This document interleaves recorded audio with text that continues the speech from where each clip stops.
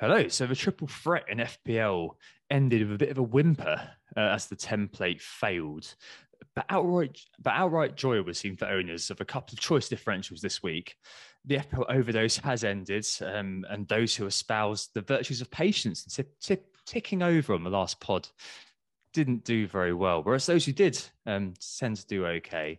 We'll see in a bit who on this podcast did do well and who didn't. Obviously, you can guess I haven't done very well this week by the sound of my voice. But anyway, Everton Arsenal is still ongoing. We're waiting for that Ramsdale clean sheet to go. But in the meantime, we are Who Got the Assist? I'm Tom. You can find me on Twitter at WGTA_FPL. My co-host Anthony is at FPL Stag. The league code is 2IP43T. And we're joined today by a fresh face, one maybe even fresher than Anthony's. I'm not sure how the freshness scale works. But we're joined by Harry, the Jaeger King, the progenitor of Harry Fest, and a bit of an urchin in terms of the FPL world. He is at FPL Harry, formerly FPL Tipz. Great to have you on the pod. Thank you. No, thank you for having me. Been a long time listener, as I think I said on Twitter. So to be invited on was a very nice surprise to wake up to the other day. Oh, welcome, Harry. It's great to have you on. So I guess looking at this podcast, we're in the middle still of the maelstrom that is the festive fixtures. So what we're going to be doing is refocusing on that by looking at how will FPL change in December. There's kind of lots to go into, so we'll do our best to be concise, but you know how good we are at that on this podcast. And we're going to be highlighting some fixture shifts and how they might change our thinking, home in some top targets and what not. However, what we're going to do is kick off as per usual with the game week reviews, which are a little bit pending given that the Arsenal-Everton game is ongoing, but still we shall try. Oh, as the guest and as someone who's actually doing very well this year, Harry, first, how's it gone this week? I know it's been quite tough for some, but I see having Wilson and Son. Weren't you wildcarding recently or something like that? Yes, I wildcarded. When was it? Probably about 3 or 4 weeks ago now. And it has gone pretty well. I was about 110k when I played my wildcard. And I'm hoping at the end of this game week, I might just creep inside the top 50k, depending on what happens to Ramsdale. But yeah, a pretty good week. Son 13 and Wilson 9 being the sort of key standouts. Gundogan 6, which is fine. I'm pretty pained that I was one of those people that I started with Foden, then he got injured, and I moved to Gundogan, and then he didn't play midweek. And then I got him at the weekend, and I just wish at some point during that cycle, I wish I decided that Bernardo Silva was the one to go to.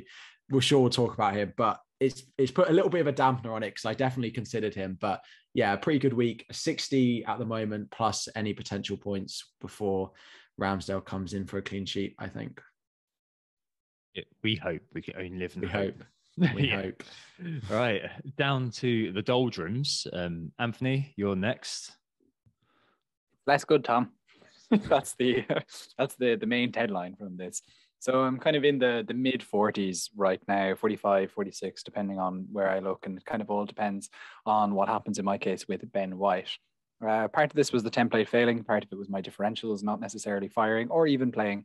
So I had Guaita in goals. His 2-pointer was frustrating, but I guess such is the way when you've got Guaita, you shouldn't buy him. That's basically it. I have now got the super duper template defense of Cancelo, Rudiger, James, and Alexander-Arnold. So Alexander-Arnold's 9 was obviously a hygiene factor given that everyone owns him, and the others didn't get much. So kind of being doubled up on Chelsea's defense has, for the 2 weeks that I have been doubled up on it, not worked. Then in the midfield, I did have Son, which was lovely, those 13 points. But if I didn't have those 13 points, it would be a true disaster. I had Salah captain for his 12. Jota I have as well with his 3-pointer.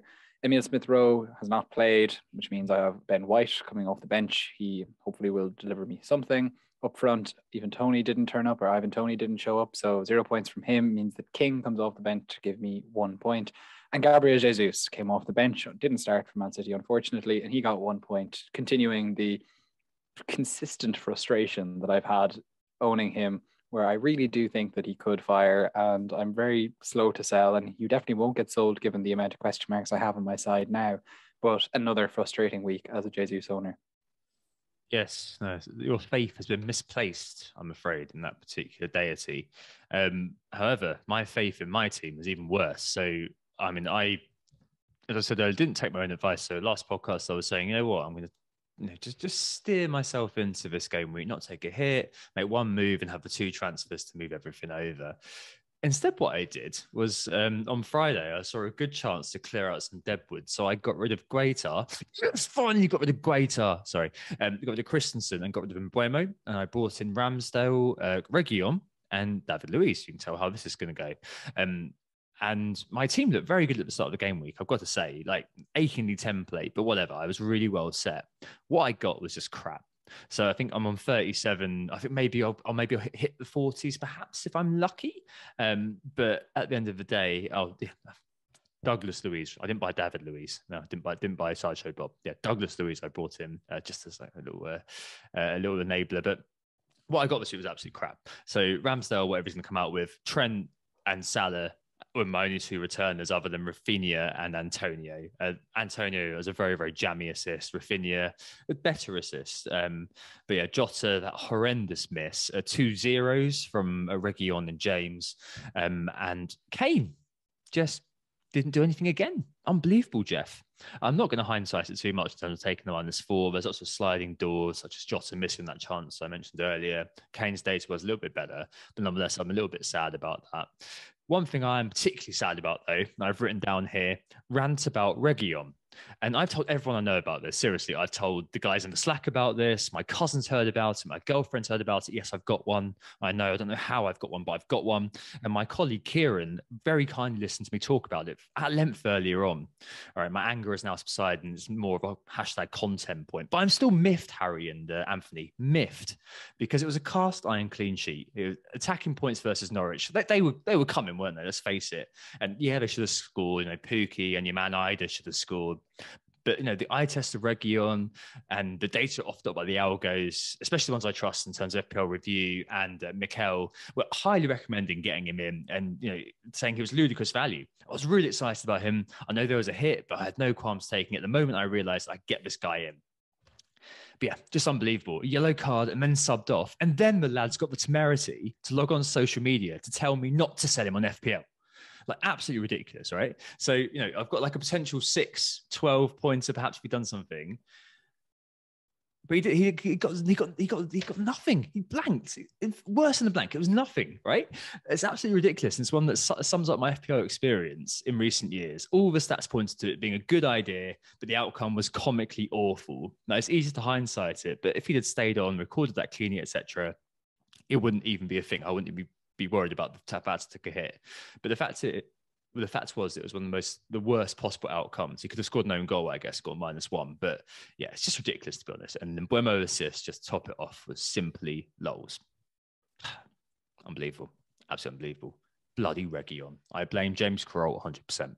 Right, let's move on to the objectives, and I'll shut up about my woes. Anthony, objectives this week, anything from you? So my objectives, I think, as for quite a few of the last few weeks, there's really nothing too controversial in them, and that I continue to captain with the herd, i.e. captain Salah. My transfers, I didn't have any elite players that I had to consider transferring out, in that I only really have one truly elite player in the side, and that's Salah. And I guess you could say that the defenders are in their own way elite, and I'm not getting frustrated or anything with my now big at the back formation or anything like it. Timings, I didn't make my transfers late or anything like it, and I didn't take any hits. I didn't even make a transfer at all, so I haven't moved towards my play style 10 hit max total. I'm halfway there, but I didn't add to it this week. Fair play. For me, captaincy, obviously I'm going to just do that all year, but my captaincy objective is to do whatever Mikel's algorithm tells me to do. Transfers in a 50-50 situation take the hit. I did take the hit. Transfers take a chance on form and buy in bandwagoning players. I did take a chance on form, and I did buy in a potentially bandwagoning player in Reguilon, who really annoyed me because enough. Harry, do you have any objectives that you set yourself for this season? Any particular sort of insights into how you set up your team and how you play the game? Not that rigid. I think being flexible has worked quite well, trying to adapt to what's happening. I generally think, on Anthony's last point, hits, I try and take as few as I possibly can in a season. I've got 2 free transfers and I keep just making one, rolling them over. I think I'm in a very comfortable position with that. I've taken 1 hit all season, which I just generally think the chances of them paying off, if you start picking players that you generally look at them and you think they've got long-term potential I rarely take short-term punts in my team, which means I'm rarely, trying to throw a lot of different players around my team, which means I don't need loads of transfers to do that, which tends to put me in good stead, but it also means my team is quite template a lot of the time. It's not the worst. Yeah. Sorry, go ahead. Yeah, in fairness, the template's working out well for you. I wouldn't necessarily think that you need to do anything to shift off it at the moment. Benefit from the marginal gains, I guess, of the compound differential of having almost a whole template there. I think maybe this week, though, was a rejoinder to that whole thing about like not being worried about having the template, because you did have a couple of players, Son and Wilson, who weren't in the template to a large extent. I know the Son versus Kane, it wasn't particularly clear. I think Son is owned by more people, but still, it just kind of shows the value of just having those couple of players really who go off when the rest of the template is pretty null and void. I think there is still something in kind of maybe you'd say there's kind of 8 or 9 potentials in the midfield slots, and having just kind of a slightly different configuration is something that can set you apart. So cool, good to hear.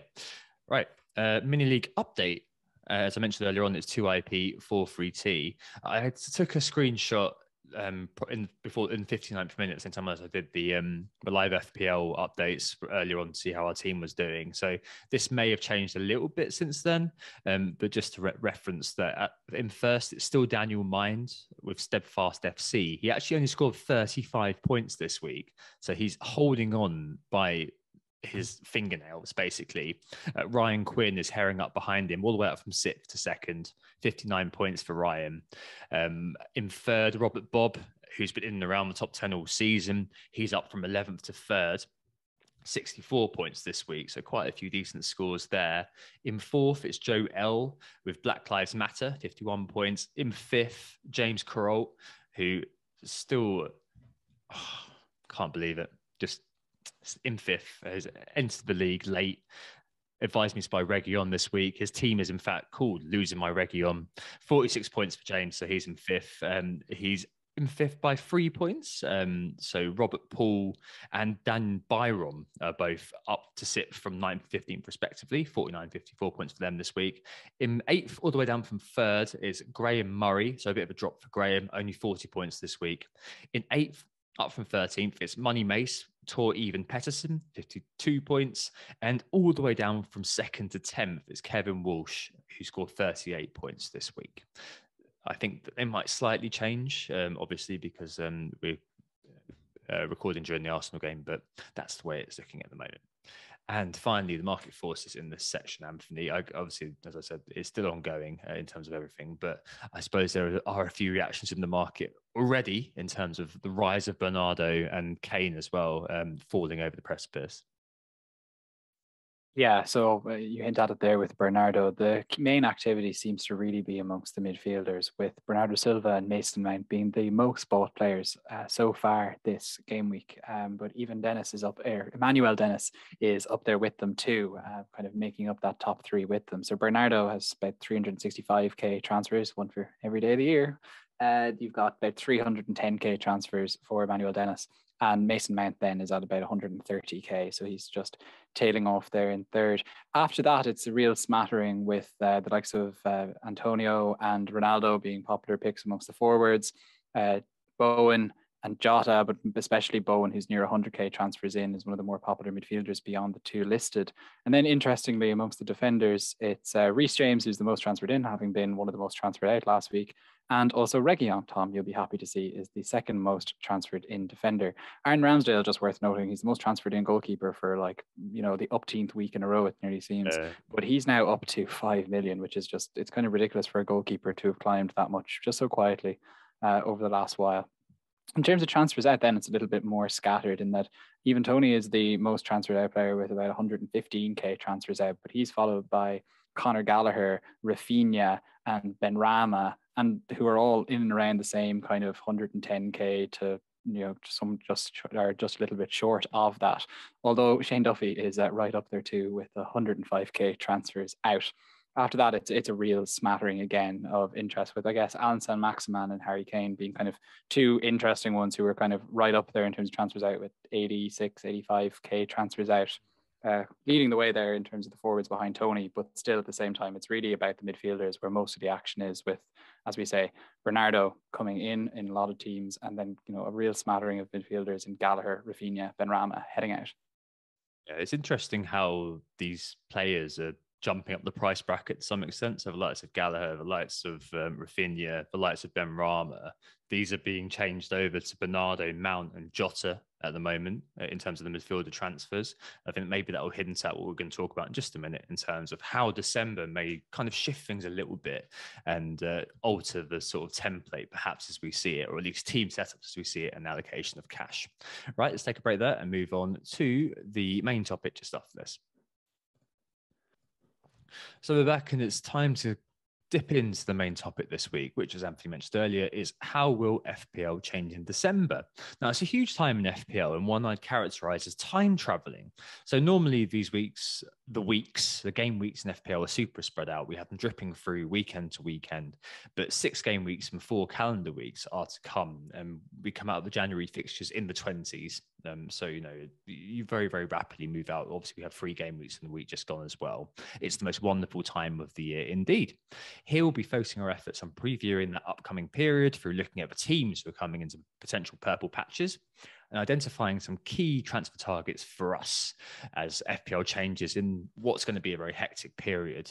Obviously, we may not find time to cover everybody. Nobody wants a 2-hour podcast, in my view, but we'll do our best to cover the most pertinent individuals, the most pertinent teams.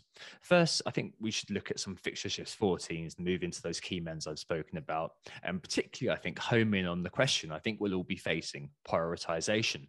But first, let's talk teams and fixture shifts, which are upcoming.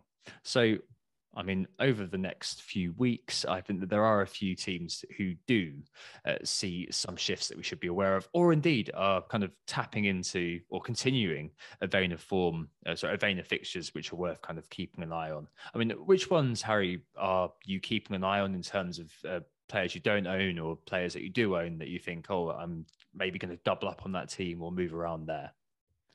So I think there are 4 real fixture swings that have caught my eye going into this Christmas period. The first one you've got there is Aston Villa. So I actually bought Ollie Watkins last week. So going into that Leicester fixture, thought he could get something against Leicester, and how he didn't, I don't quite know.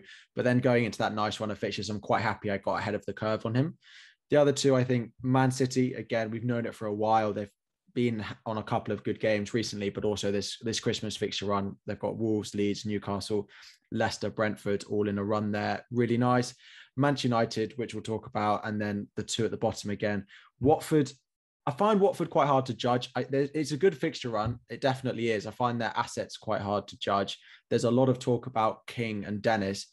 Not quite as sold on them as maybe I think others are. And then West Ham at the bottom there. I sold Antonio this week because I think short term it was Chelsea, Burnley, Arsenal, which I think is actually quite difficult, especially with Burnley and Arsenal being away from home.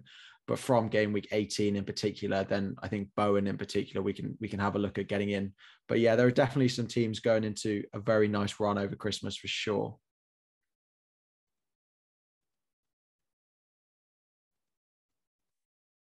Sorry. So I agree, and it's always going to be one of those things which does change up, I believe, how we're going to be looking at our sides, just because there are going to be more targets that come in and ones who may wish to be moving on.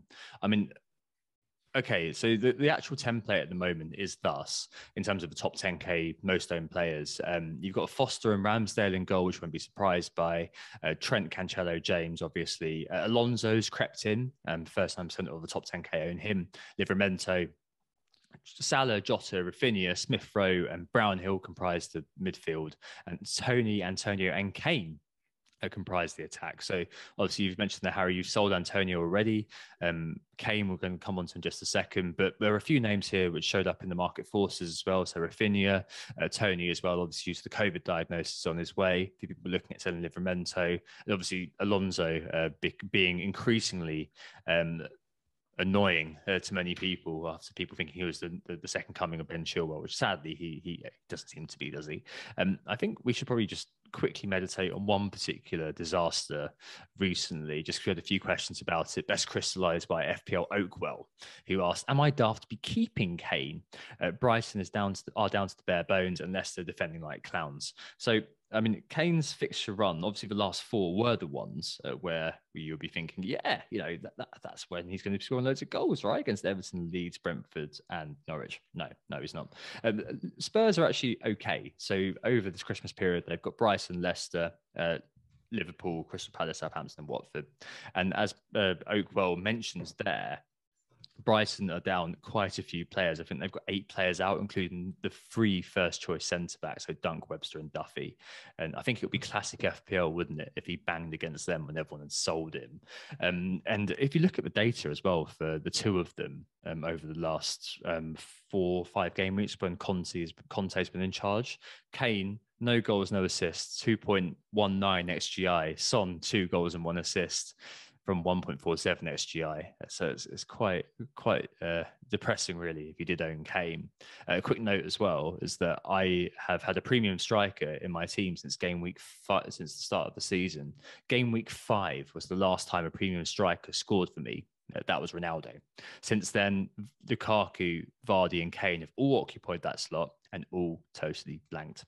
So just maybe a reason why you may be wishing to sell Kane. I mean, Anthony, would you, if you did own Kane, be looking to sell him on? I know you've got Son. I mean, does the same apply? I guess he's kind of we say he's like a cheap premium, don't we? I mean, would you think you'd be selling Kane at the moment? And also, do you have any designs to sell Son? With Kane, I really feel for people who've had him at this point, because the arguments can continue to mount up to keep him in your side. But the problem is that the performances and indeed the goals are just not there. And so I personally, it's very easy for me to sit back here and say, oh, sell him because, X, Y, and Z, that nothing is there to back up holding him. But the problem is that you do kind of feel like the stars are kind of aligning for him to have a big day out at some point soon. And the fact of the matter is that we've seen with Kane multiple times before where he isn't necessarily in any sign of form, and then he kind of pulls just a huge haul out of nowhere.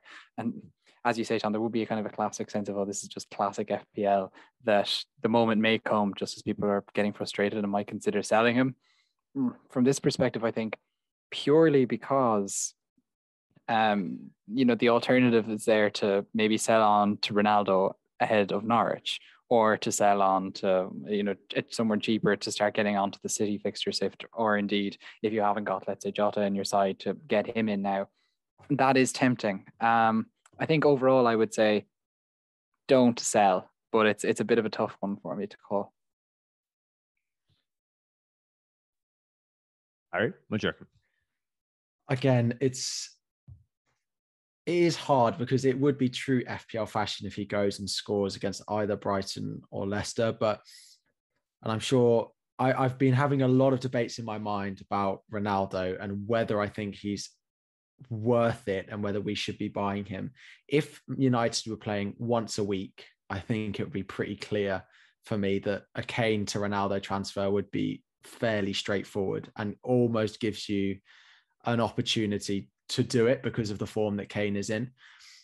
But with them playing sort of 3 times a week now, weekend, midweek, weekend, there's part of me which worries about the minutes that Ronaldo is going to get over that time. When you've got the likes of Cavani, Rashford, Martial, Greenwood, all fit and available for selection, or wanting to impress a new manager.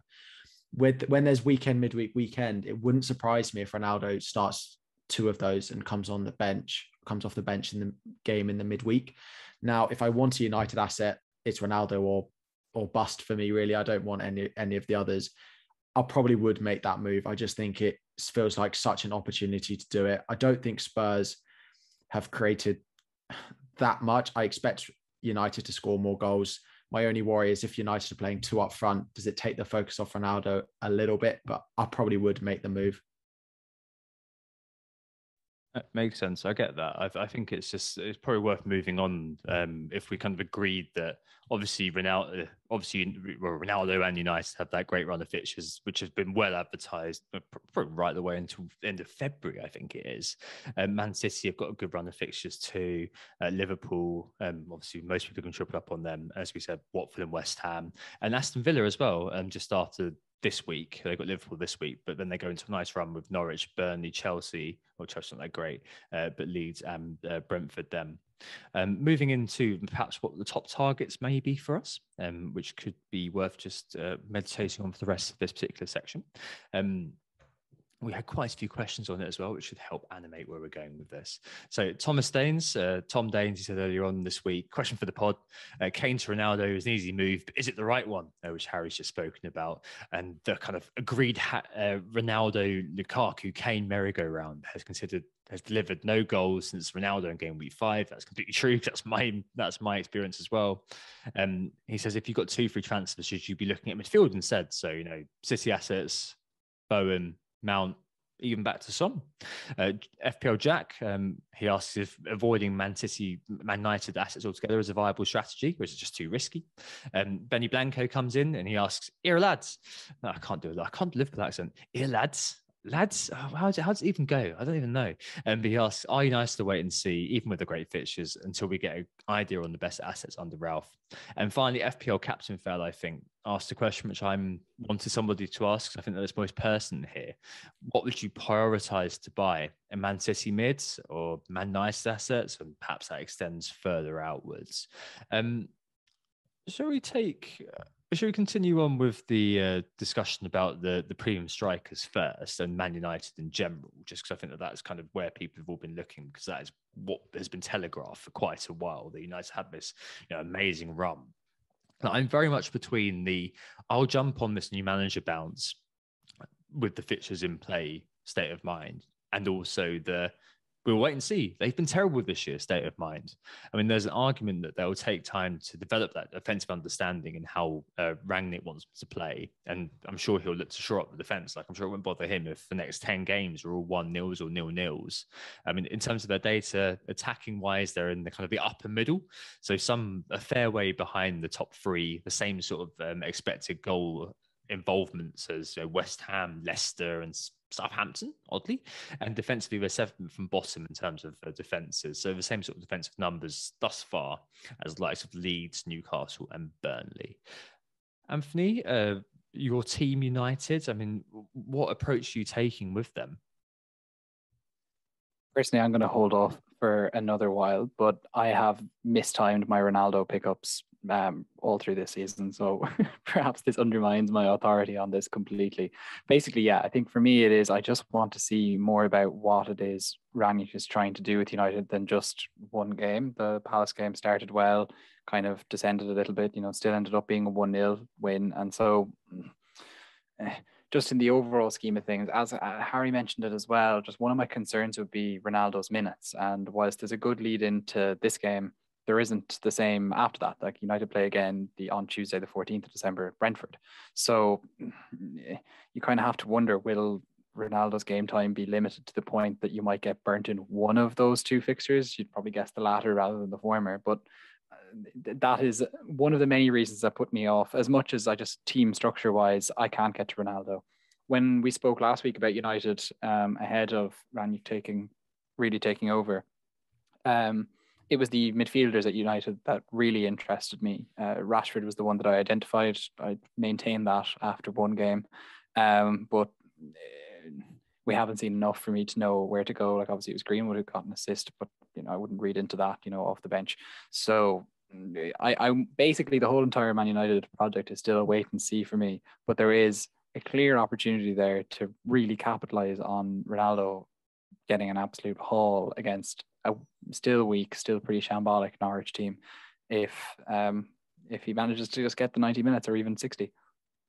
I don't think he'll be playing young boys. I mean, obviously, this may be completely outdated and laughable by the time Wednesday rolls around, but I don't think he'll be playing that game. So I think you probably will No, get. that's what I'm thinking. It's the Norwich game is where he'll get the time. But I think I fear for I fear for the Brentford one then too, though. It's like, do you just give him 60 and 60 or even less than 60 and 60 to try and get him involved? Both times Ranić's tone shifted completely since the last podcast, where previously all we really had were quotes to rely on from previous times where he kind of had been pointing out how Ronaldo wouldn't really fit into his style or whatever. And now all of a sudden he was talking about never seen a 36-year-old like this guy, etc. etc. It's like, okay, Ralph, like chill, man. So we don't really know exactly what's going to happen with Ronaldo, and it does make me reticent. But it's easy for me to say I can't get him in easily. Yeah, no, fair play. I mean, I've got the perfect money to go from Kane to Ronaldo, and that's kind of what I set up to do. And now I'm kind of doubting it perhaps a little bit, just because obviously there's that doubt in the back of your mind about, as you said, will he play, particularly the Brentford game, because that is 3 days after the Norwich game on the 14th, and then there's probably requisite rest between the Brentford game and the Brighton game for you to think, okay, he's at least going to play Norwich and Brighton plus whatever you can get from Brentford. I mean, are there any other kind of options there, though? I mean, we've kind of bandied around the likes of Sancho. Rashford appears to be playing up top, and obviously in the sort of Werner-y sort of position. If you think about Leipzig as like as kind of an analogy for how United are going to set up, maybe even the likes of Greenwood, or at the back Dallo. People have been saying 4.4. He could be one who kind of go in. I know Nima, our friend Harry, he's on wildcard at the moment. He's going mad for Dallo. I mean, any other characters surrounding the United team that you think are worth consideration other than the big man himself? No, so quite interestingly, when we look at, I know it's happened when Klopp came in, when Tuchel came in, and then when Conte came in, when teams are not performing well, often the first thing that they sort out is their defensive numbers before trying to lead into, goal scorers. And it happened with Tuchel the first couple of games for Spurs, although Spurs is a hard one to judge. And it happened when Klopp came in at Everton and then at Liverpool, and then they became a big goal scoring team. I really like Dallo. I just want to see a couple more games before I go and buy him. There's the left back at Tavares at Arsenal, which I again was getting a bit excited about him being 4.3 and starting. I worry that Dallo is going to fall into the same sort of vein of sort of fate, and he's not going to play every week. It's a bit of a concern. I only want Ronaldo at the moment. If I get him, I have to sell Son, which is the big debate for me. Son against Brighton and Leicester, or I sell him and it allows me to get Ronaldo. It's pretty straightforward. It would be Wilson and Son to Ronaldo and Bowen. It's a pretty straightforward 2 free transfers for me. It's just whether I think Ronaldo is worth it over the next couple to get him in. I don't think there's consistent enough starts or consistent enough performances for the price for any of the others in midfield. When you can get a Bruno Fernandes for 7.5, when you can get a Bowen for 6.5, I'm not paying 9.5 for Marcus Rashford. Okay. No. Yeah, that's interesting actually that Bruno Fernandes has been kind of discarded, and Bernardo Silva or whoever would be kind of ahead of him for you. I know now he hasn't had the performances, and obviously he comes with the price tag, but it does seem to me from just the evidence of one game that there is an emphasis being placed on him to play in a slightly different style to previously under Ole. Yeah. I mean, I think it's just because obviously you look at what people who don't think about it to a massive amount of depth would do, and they probably see that Kane has not done any goals, and Ronaldo could do some goals against Norwich, and also, but it's Ronaldo, so I can completely understand why people are looking at him. That's for sure. And by all accounts, it just seemed like it didn't quite fall for him more than anything versus Palace. There seemed like a couple of chances where he can get the ball out of his feet, and you got to think that every attack will eventually end up in and around him effectively. So, I mean, you might obviously need your bench perhaps in the Brentford game. And I think over the Christmas period on the 28th, maybe you might see that even Newcastle with the Burnley game, or maybe even the Wolves game on New Year's Day, you may see some rotation there. But I mean, maybe we should look at Fernandes a little bit as well. And just to mention quickly, he actually is 8th overall this season for expected goal involvement, which is according to StatsBomb, which is still pretty decent. And will he play every minute of those fixtures? Almost definitely, yes. He could be another one that you could throw into the conversation, but probably his price will be a bit prohibitive. I'm surprised though, because I think I was expecting there to be at least one person who was saying, "Oh yeah, no, we should definitely go for Ronaldo or go for United asset." But the sobriety about how good United could be is surprising. Maybe it is because we are all sober that we're not very excited by United. I mean, I personally have spent many years of my FPL existence hoping United break down the team who are playing in a low block and being very, very upset that they've been unable to. So I completely buy that. And plus, if I'm captaining Salah for the next X amount of time, do I need to be paying 12.x million for Ronaldo with all those caveats also in consideration? Maybe not. But there is one player though, and Harry just mentioned him, Jared Bloody Bowen, who has been of interest to me for quite a while. He's always been quite eye-catching when you watch him play, but he's never been able to actually produce the data to make him interesting. I had a look at FBref earlier in terms of where they are, West Ham are, and where he is in terms of the data. And I was really surprised. So West Ham, unsurprisingly, are fifth for expected goal involvements of all teams this season thus far. A lot of it obviously has dined out on the first kind of 3 or 4 game weeks of the season. But Bowen himself is actually sixth for expected goal involvement amongst all players now, with 7.1. I was surprised by this. I was really surprised by this. He's got better goal involvement, expected goal involvement, that is, than likes of Vardy, Bruno, Phil Foden, CR7, Son, and even Josh King. Ronaldo is still in fourth. But he has that really good underlying data, which complements a great price, 6.4, as I said a minute ago. He's had his rest a couple of games ago, and he's got great fixtures over Christmas, as we discussed earlier on. Burnley, Arsenal, Norwich, Southampton, Watford, and Crystal Palace. Arsenal just got beaten 2-1 by bloody Everton. Anyone can beat them. Anyway, sorry, I'm again going into it. But Roshan Thomas in The Athletic this week, correspondence too, he was saying that that Antonio and Bowen combined dovetail really effectively in the way they saw off your side Chelsea, and obviously their energy in chasing loose balls is a big part of it. Will they be able to keep that up over Christmas? Who knows? But that really nice price for Bowen is definitely catching my eye, especially because I've got Rafinha, who obviously ex-lively, amazing on the ball, but I can make that swap really, really easily. He's Bowen in closing, one of those players I've really liked for quite a while, but there's never quite been the data to back him up. But now there is, and I really like the idea of bringing him in. I was really surprised by that data point, Anthony, and it looked like you were too. Yeah, I actually watched the full 90 minutes for that West Ham Chelsea game at the weekend, and I was thinking back to myself, very much discarding Bowen on the last podcast. Kind of the data, it didn't seem as clear to me in the last podcast as it seems now about Bowen. That's not just about the old hindsight coming in. It's just purely even on the expected points data. I'm on Fantasy Football Hub here, and in terms of expected points over the last few weeks amongst midfielders, he is now the 6th best. So you've got Salah, Mane, Jota ahead of him, and then it's Trossard, Bernardo Silva, and Bowen. So it's like you can, weigh in what you want about the XG and the XA and how that influences those particular stats. And if you go somewhere else, you'll find slightly different data. But what you find here is that he's kind of pretty much on target in terms of the number of goals he's had. He's probably overperformed in terms of assists. But as you say, some of his assists that he gets, some of them aren't necessarily through ball playing. They're just through chasing down cul-de-sacs, happening to be the last person who touches the ball before it gets to someone else. Some of them are then actually good play as well. He takes on shots. He's not afraid to have a speculative effort, but he does also get, as you say, well set up by the likes of Antonio. And so, look, there is an awful lot there in his favor. And maybe if we're moving away from Antonio and want to have West Ham cover going into this into this run of fixtures, he does seem like a pretty good option. I think why he's so compelling is that seems to be the price point that a lot of people are selling. So we saw quite a few players, as you mentioned, Rafinha, Tom. He was one of those who was in the market force in that area. And you've got Burnley, Arsenal. Okay, they could be tough games being away, as you said, Harry. But at the same time, you'd fancy West Ham to pick up one, and then of course you've got Norwich, Southampton, both at home, and Watford. That kind of takes you through to the end of this calendar year.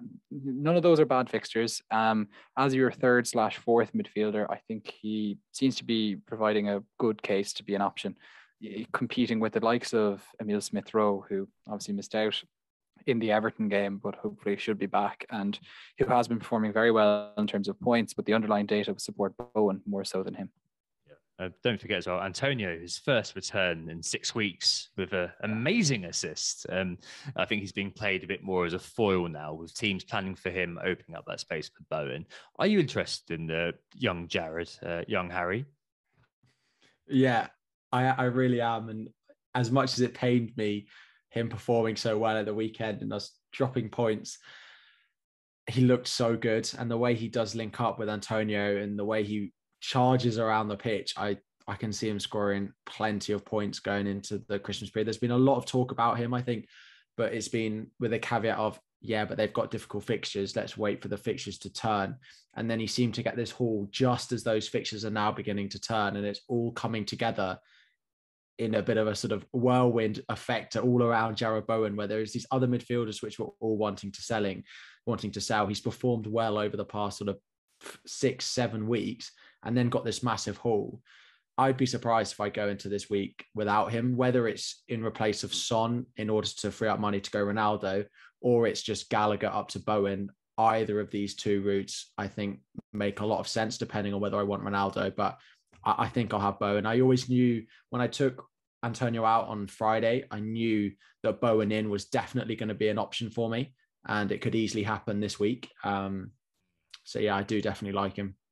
I think that I'm almost kind of thinking about doing him in. I wish I could do him in for Gallagher, but I can't quite do it. So I really would like him in for Rafinha, and I may even do that above taking the hit for Kane to Cristiano Ronaldo. But I know I'll end up taking the hit when I'm Friday. No, I won't, because it's a Friday deadline. But hey, so you've got one player in one hand who is statting very well.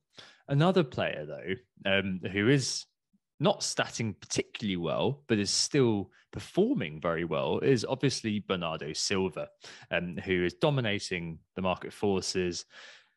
And his expected data is just, you can see why Analytics FC in particular on Twitter don't like him very much. He's actually 24th overall for expected goal involvement in the Premier League, according to StatsBomb. 7 goals and 1 assist from 5.4 XGI. So I think there's 1 FPL assist in there. So you're looking at about 3.6 over performance, something like that.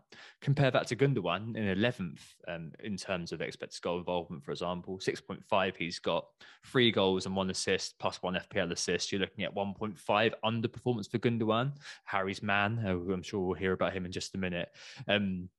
But with Bernardo, just to kind of mention him a little bit, I did watch Match Today and I thought, yeah, I can see why people watching this are going to be probably just going on their phone and going, well, I'm going to buy this guy. And if I'd had another stout on Saturday night, I may well have done it. I didn't do it. With me, with Bilva or Bernardo, my question, if the data isn't stacking up to the results that he's getting, is where is he on the bandwagon life cycle? Like, I'm thinking about Lingard last year, for example. I got him in with 3 returns to go and suddenly he dried up because all of a sudden, it just wasn't sustainable where he was going. Ings kind of 2 or 3 years ago, I think it was.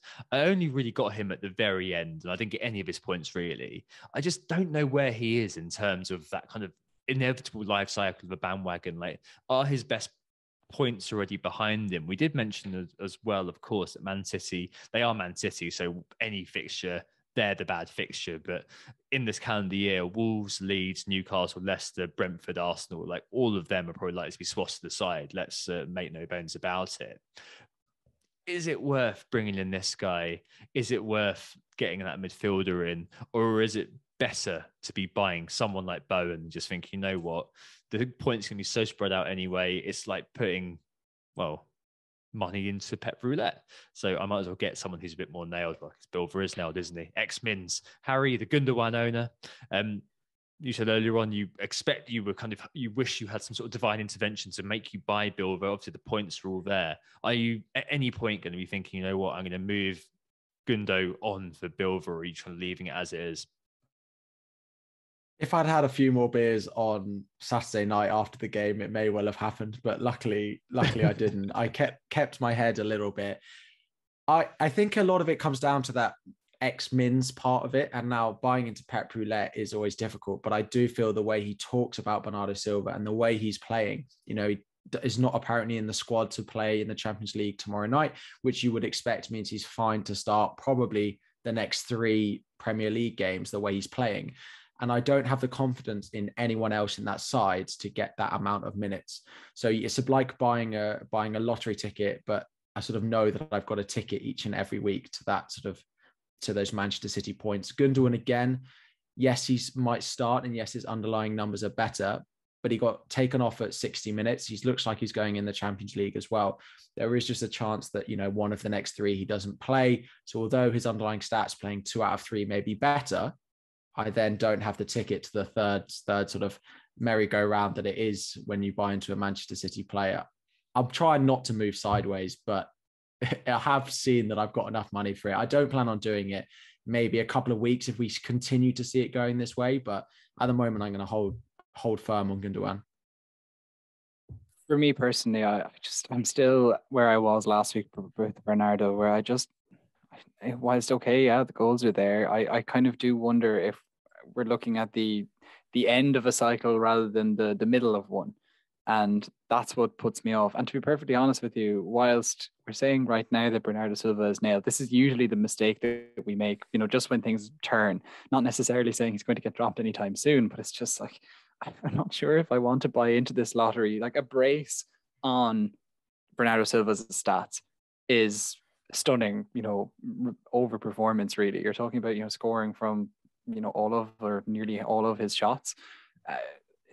That's kind of unsustainable. I think you're going to find that teams are going to start making sure that they're keeping an eye on him more and more and more. And this is going to slow down.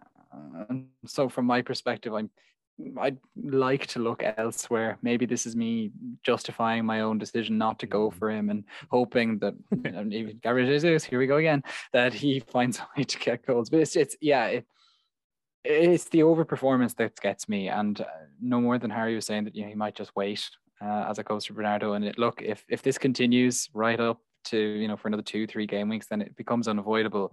But you have to feel that someone like Foden is going to just start getting his game time. He obviously got an assist at the weekend, a 7-pointer. That there's a 17 in there once he gets the time, and I think I'd rather start trying to find a way to get him into my side, because I reckon he'll probably in the end get about as many games over the Christmas period as Bernardo Silva. If you don't look at this in the next 6 games, that sounds okay to me. Yep. Phil Foden, 0.86 expected goal involvements per 90. It's pretty difficult to argue with, isn't it? The old boy wonder. I know he's being outshone at the moment. Obviously costs a bit more, but I think there's certainly a point to be made there. Speaking of boy wonders, quickly, while Harry's on as a Chelsea fan, a sneaky pick of Mason Mount I see people kind of moving towards, and I can kind of see why as well. I mean, you've got decent fixtures, haven't you, over the Christmas period? Nothing to be worried about really until Liverpool on New Year's Day. Leeds, Everton, Wolves, Aston Villa and Brighton. Alonso, obviously a steaming pile of turd, but you're still the top 3 for XGI. A lot of people do have a double Chelsea defence at the moment. I mean, I'd probably prefer Rudiger like Anthony's got, but people do have that. And the next couple of games, particularly Leeds, that defence is absolutely decimated. Calvin Phillips and Cooper both limped out of the game. And Everton, I've written here awful, but they did beat Arsenal, so that probably makes them kind of fairly adequate now. But nonetheless, 2 defences that haven't exactly covered themselves in glory. I mean, do you think that there's any kind of call for adding a 3rd Chelsea player or a 2nd Chelsea player? Mason Mount, I mentioned to you earlier as well. I've had some rogue thoughts about Lukaku potentially as well, but it might be too soon for him, right? I find it very difficult, and I'm one of those football fans. As much as I look at the underlying stats, I actually hate picking players from my own team. Now, you often see a lot of United fans, Chelsea fans picking a lot of players from their team, but I'm completely the opposite. The past few weeks, we've not looked nearly as good as I think we did in maybe the few weeks before, both from a defensive point of view.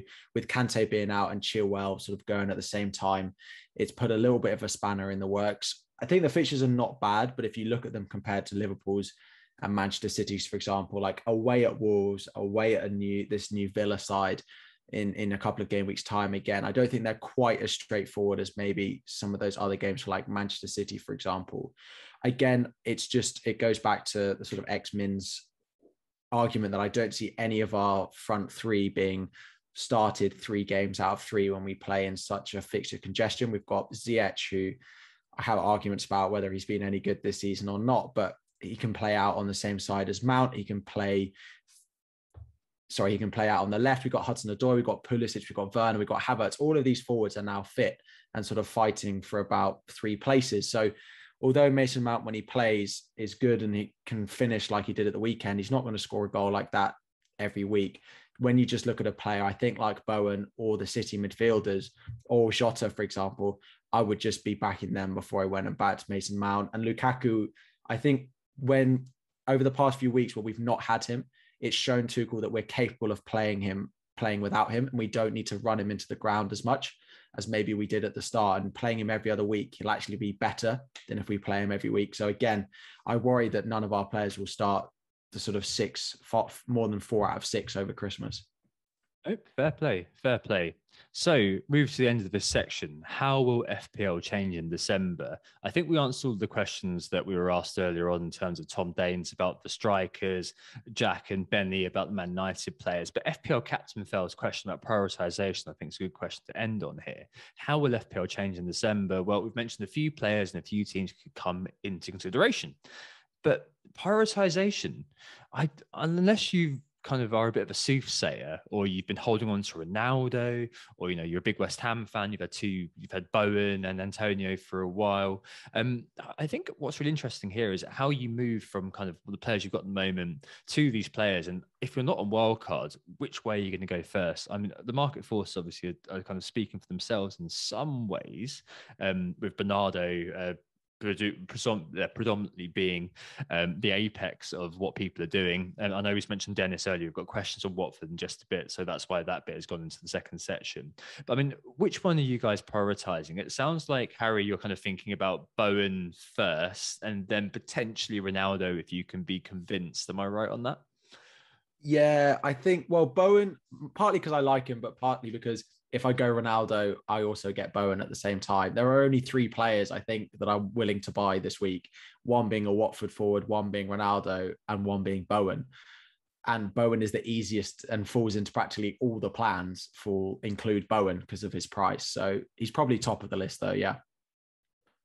Interesting. I think I'm far less decided than you are so far, Harry. I admire your ability to list off 3 players and just like, this is it for me.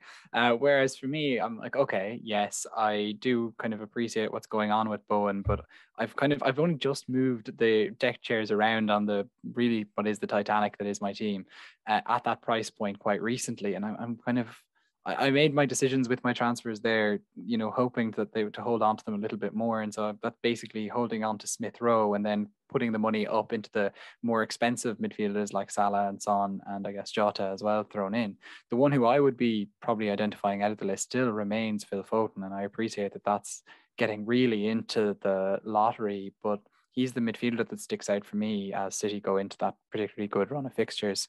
After that, I'm still thoroughly undecided on Ronaldo and I'm on United generally. And so with that in mind, I think it's just I'm pro template for another few weeks of December and maybe just trying to catch up to that and making the little tiny adjustments, as you say, around the fringes to hopefully get some green arrows.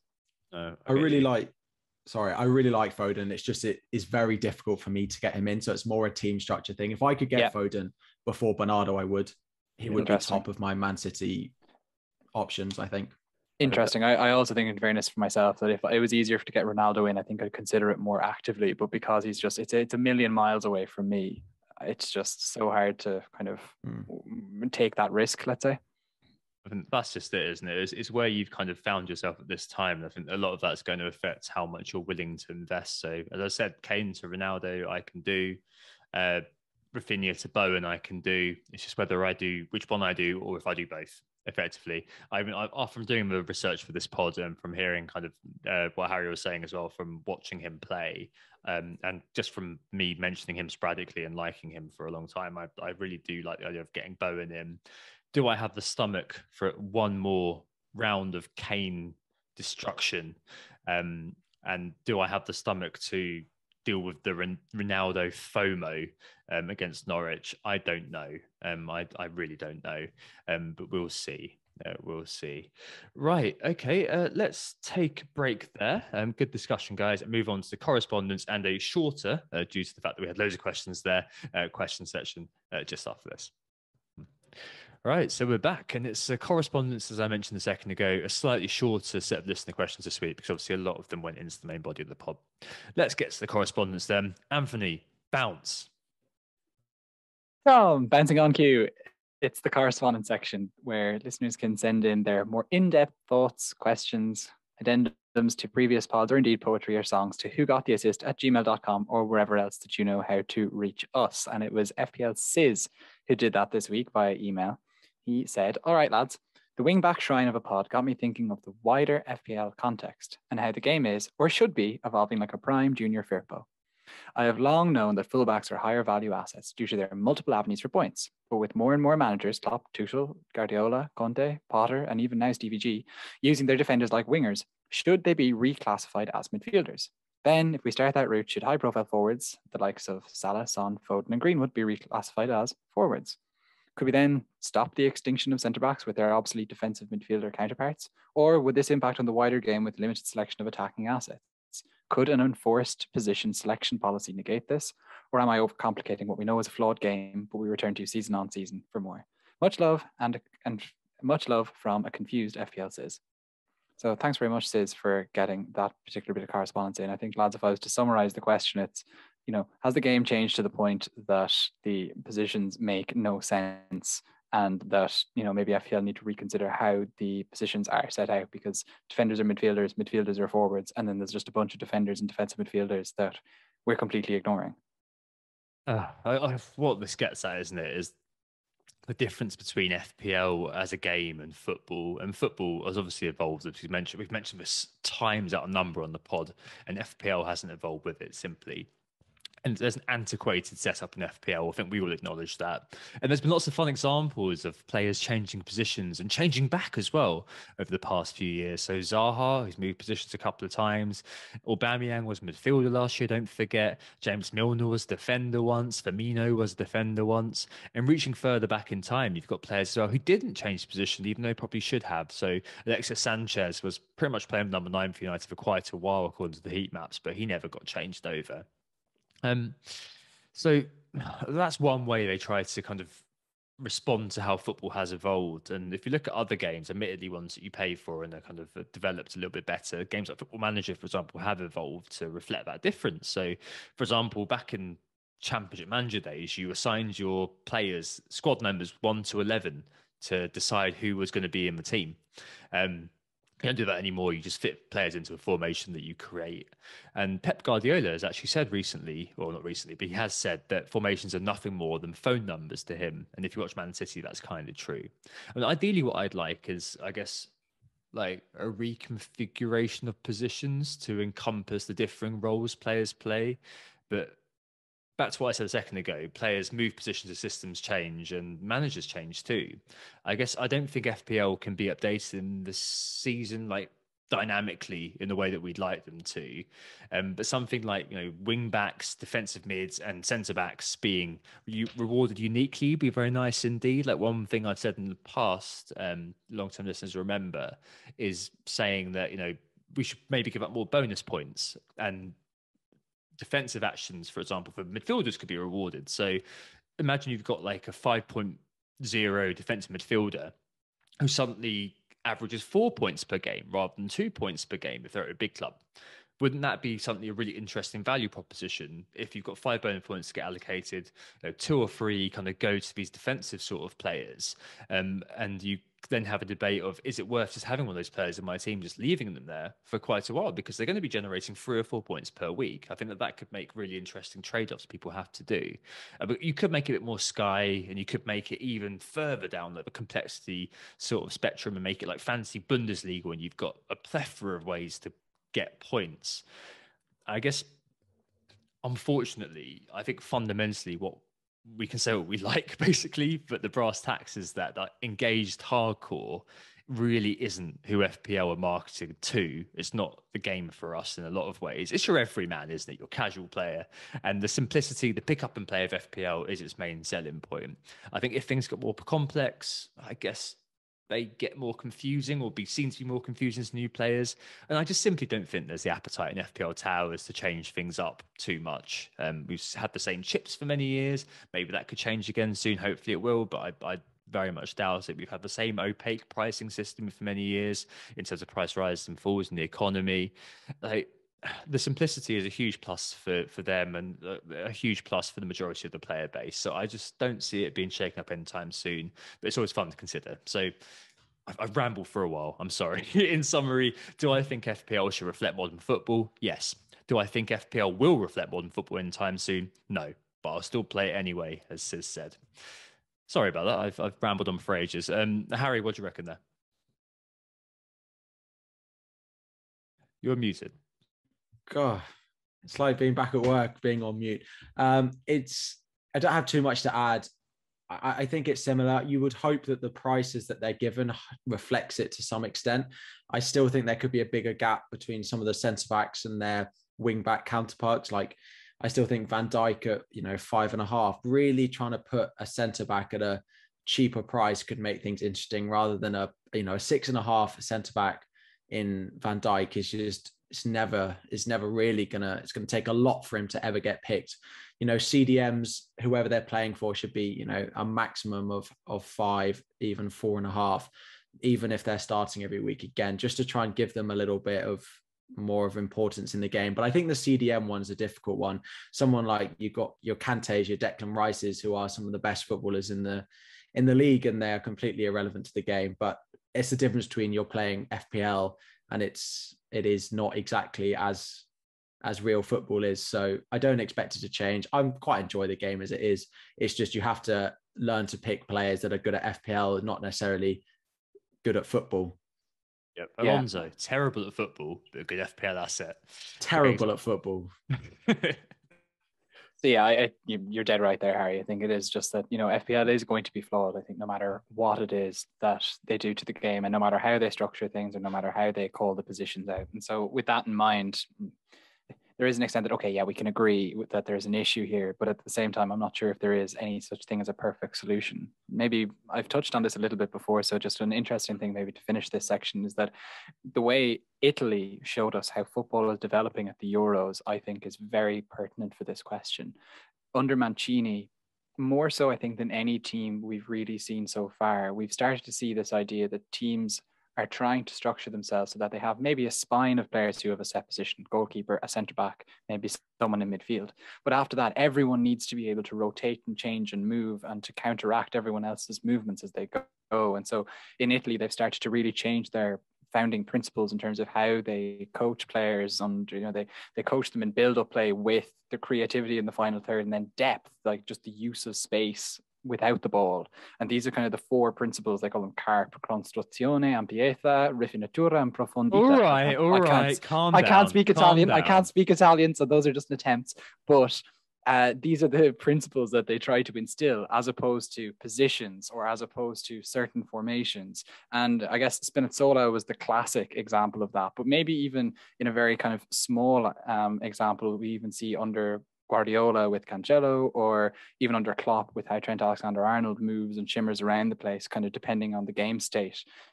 Other teams are starting to embrace this more and more and more, but that Italy side were very much at the cutting edge of it so far. And so, yeah, FPL might be under even more pressure to develop as time goes on. But anyway, thanks very much to FPL Sis for sending in that particular email. He emailed whogottheassist@gmail.com to feature in this correspondence section. You too should do the same, I suggest. So thanks very much, Sis. Cool. Excellent. As I said, a truncated end section this time. The first question is from Manic Stoic, who asks about Triple City, just following up from kind of earlier on. He just simply asks who, why, and are any of them captaincy options? So you get this every year, don't you, where people kind of think, you know what, Man City, they're the best attacking team in the league. Well, actually, Liverpool are the best attacking team at the moment, but they're second.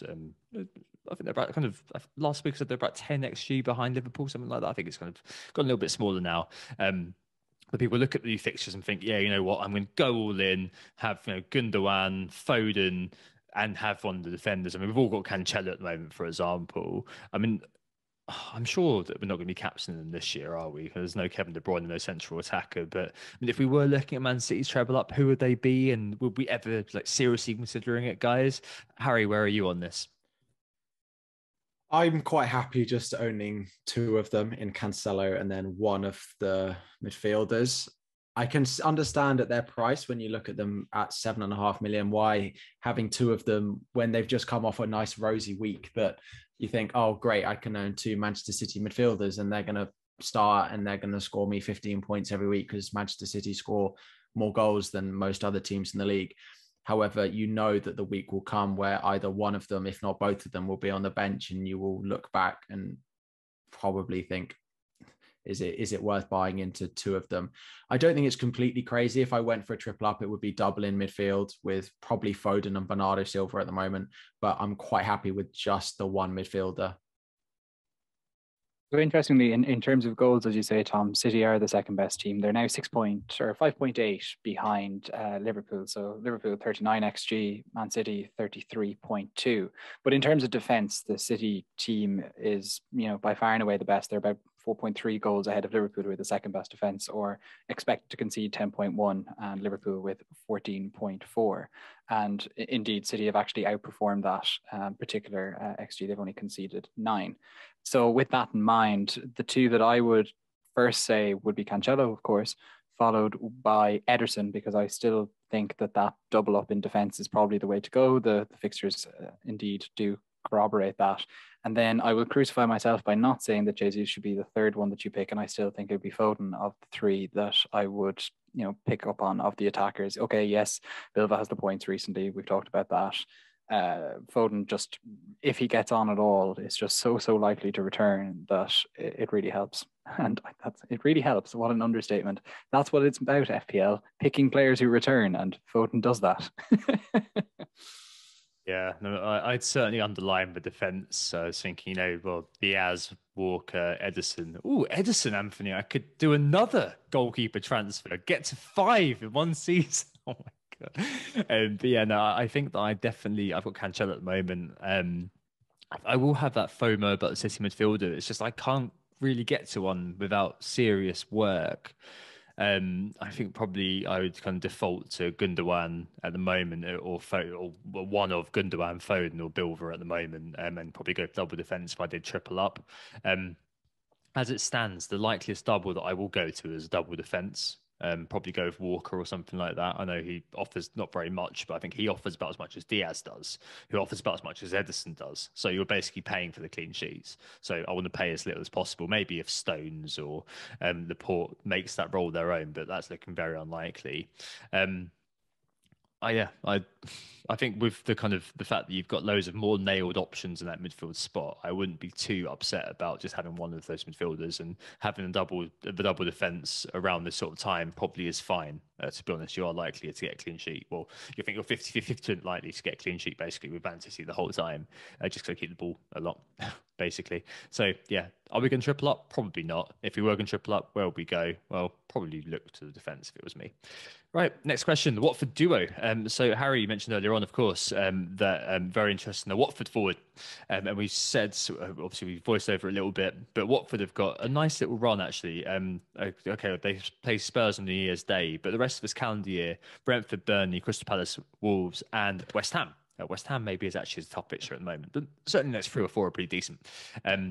FPL unhinged, I should say, with the Watford strikers now the obvious route from Tony, who wins the King Dennis battle. Now there's only 0.1 million between them. The Wat forwards. So, I mean, the last time we spoke, Dennis was significantly cheaper than King. I think it was 0.3 million cheaper. So it kind of was a bit obvious to buy Dennis. I also, don't quote me on this as being completely true, but it seems from Planet FPL that he isn't going to go to AFCON because he's had a big falling out with the Nigeria coach, hasn't played for them for a couple of years.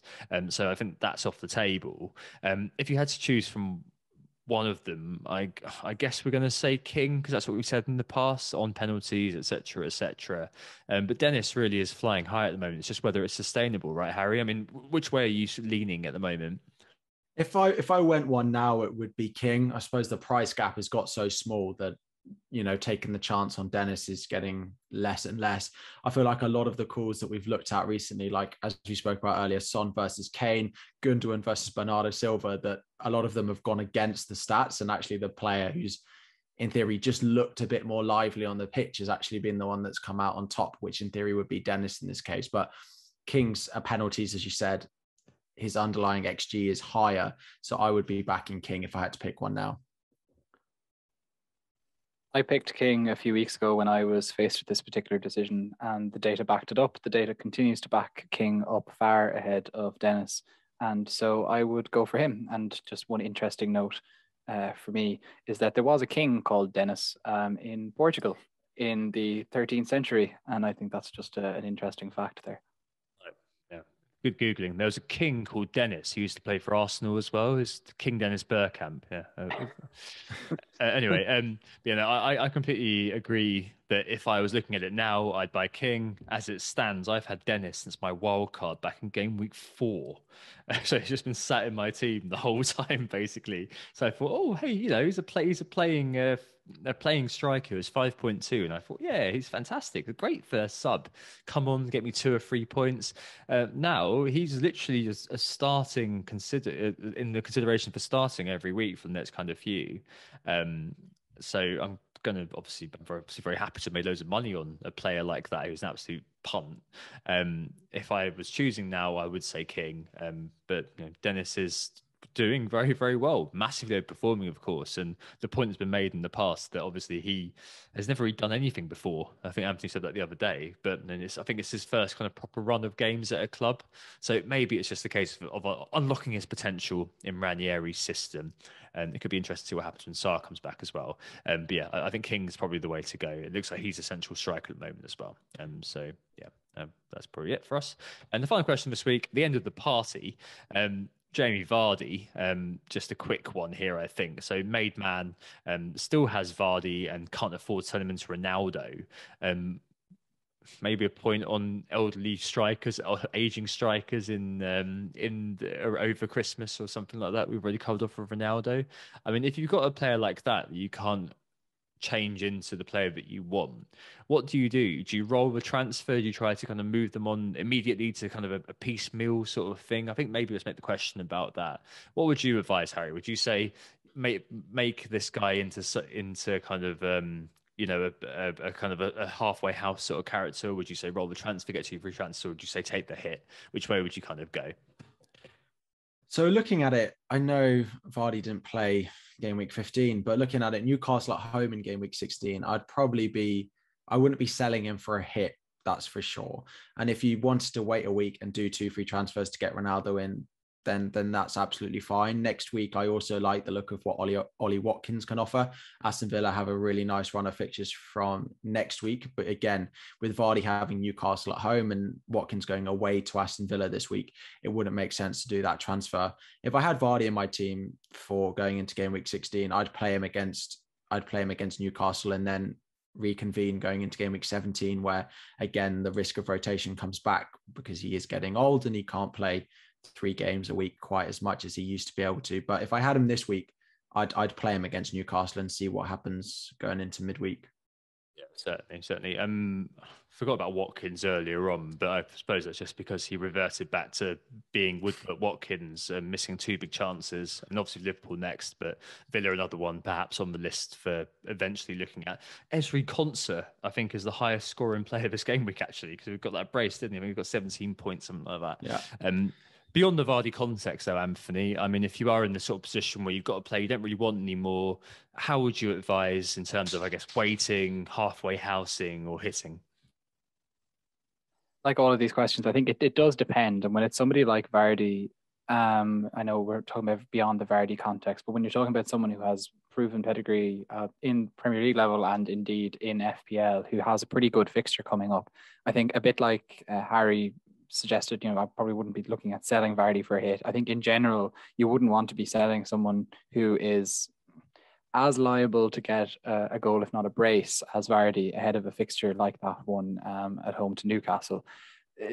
more generally, I think usually it's just better to move on, especially an expensive player that you just feel is hogging up space in your side. It really does depend on whether you just think that player is even likely to score. So it's like when we talk about Kane, I think at least Vardy is playing in the right areas of the pitch, and Leicester, this isn't saying much really for Leicester or for Spurs really, but Leicester at least look a bit more likely to score frequently than Spurs do generally over the last few months, even if Leicester have been playing so poorly.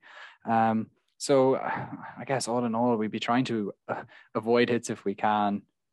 Hang on if you feel there's even a hope at all to make that transfer and to move to something that works a bit more. Like Maidman was even talking about, he can't get to Ronaldo, so that kind of necessitates the hit. Well, then that means could you just wait a little bit and the chance will come for you to move on to a Ronaldo or to make a more obvious transfer elsewhere.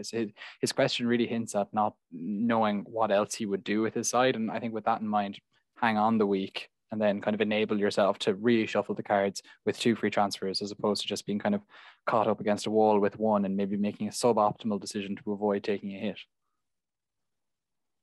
Yep, cool. Makes sense. I'd always take the hit just because I have no self-control, but I'd probably best listen to these two guys, to be honest. Right. I think that moving on to transfers and captains, it's worth seeing whether that's going to play out for us, I suppose. I mean, Harry, your bus team is looking all right. They're looking fine. Obviously, you've got Watkins away to Liverpool. Maybe you'll bring in White, who've got first bench there against Southampton. Double that Arsenal defence. That's looking like a great idea after losing to Everton. I mean, really, buying in Ramsdale. Oh. Anyway, what are your transfers and captain situation? What is your transfers and captain situation this week? What are you looking to do? So I don't think I'll be playing White after this evening. I'm pretty happy with Watkins. I still think, they created a lot of chances. They've looked pretty good. I can play him away at Liverpool. We know what happened last couple of times that Aston Villa have played Liverpool, and let's just hope it happens again.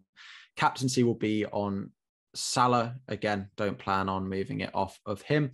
And transfer either, I think, will be Gallagher to Bowen, or it will be the double transfer of Wilson and Son to Bowen and Ronaldo, depending on whether I feel spicy enough to go for Ronaldo ahead of Norwich, or I keep Son, who's performed well over the past couple of weeks. Just keep an eye out for news emerging of Spurs as well. There's like there could be a potential COVID outbreak, but we haven't gone into that tonight just because the news is literally just broken. We try to keep that one in mind. Right. Anthony, another Son owner. Jesus, Tony. Wow, it's a team of walking wounded. I still love the fact you got Ron Arson on your bench. It makes me laugh every time I see it. I mean, where are you this week? Very much undecided that at least I have 2 free transfers going into this week. And I think more than I expected to, I need those 2 free transfers now. As you say, I have both the Tony and Jesus flagged at the moment. Tony, almost certain to miss out, are definitely going to miss out probably. And then Jesus is a doubt so far. Son, obviously a question mark as well. So it does look like I'll be using 2 of my free transfers. The players of interest, actually, if they weren't playing Liverpool, Watkins would actually be of interest. We've kind of spent a bit of time talking about Villa in the last 2-3 pods, and just because of his price point, he kind of does stand out as an interesting pick there. I think I need to shore up my City assets, and so maybe this is the chance to finally sell Jesus and do something else and get one of the midfielders. It would be Foden, just making sure that everything works out during the midweek. But if I can get to Foden, I think he's the one I might go to. It would be probably Son, who's on the chopping board, but this is all kind of predicated on things moving with them. Tony as well is one that I'll definitely be looking to sell if I can. So I could even do a double striker transfer, in which case it's hard to identify that second striker for me. I think I'll end up Antonio going with Fixtures. No, it won't be Antonio. I am not. I was going to say, I'm thinking about going with Fixtures, but that would be, maybe like a Benteke type character, or even a Callum Wilson, just because he's, just dependably Callum, and also he plays Leicester, who haven't been great shakes at the back at all lately. He was in consideration when I brought in King, and I just couldn't finance it. So maybe this is the time to make it happen. And he's, of course, done well in the weeks since I brought in King. Fair play. I'm captain Salah, of course. I'm also captaining Salah. I've got an interesting decision on my hands just because I've got Kane and Rafinha to potentially get rid of. I've actually bench Rafinha at the moment, and I'm playing Dennis and Gallagher over him. If I sell Rafinha for Bowen, then I'll probably bench Gallagher and play Kane. If I obviously sell Kane as well and take another hit, I might just do that. And bench Gallagher and have him first bench. I think I'm convinced that I'm going to be playing Dennis next free, and also just giving his time to shine. I'm fairly convinced I'm going with Bowen. I really like the idea of doing that and going double West Ham for a little while with Antonio, who I've kept this whole time. It's just whether I kind of go one step further and get him Ronaldo for Kane, or leave that for another week to see how it kind of transpires. I mean, there's still loads of news to come, obviously, with what's going on with Spurs and just in general with the European games. So I'm going to wait until those all happen, wait until Thursday, because you could even see Bowen play in the Europa League, perhaps. And they doesn't have to because they've won the group, but he might, who knows. So a lot to wait on, but Kane and Rafinha to Ronaldo and Bowen, do I do them both for -4 or just do one? And which one do I prioritize? I think I'll be prioritizing Rafinha to Bowen and benching Gallagher. So there you go. Oh, wow. A longer than anticipated podcast. I think we got through an awful lot there. But I think that's finally your lot, isn't it, Anthony? Yes, it is. Thanks very much to everyone for listening. You were listening to Who Got the Assist. You can find us on YouTube if you want to look at us rather than listen to us. Just search WGTA or Who Got the Assist if you feel like extra typing. If you want to join our mini league, 2IP43T is the code. And if you want to get something into the correspondence section, then the easiest thing to do is to send an email to whogottheassist@gmail.com. Harry, thanks so much for coming on. You'll find Harry at FPL_Harry. It was great to have you. Thank you very much for having me on. Enjoyed it. Awesome. We enjoyed having you too. Thanks for coming on, Harry. So I'm not too sure what the plan is for the next few pods. That's actually the last proper pods for the next 3 game weeks, really. We'll see what kind of guerrilla pods we can throw in terms of quick turnarounds like before.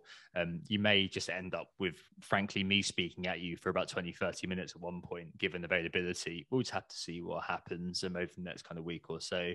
I know we'll try to get one out maybe Sunday, Monday. I'm actually out with FPL Editor and a few others on the Thursday, I think it is. So you may only get one pod over the next week or so.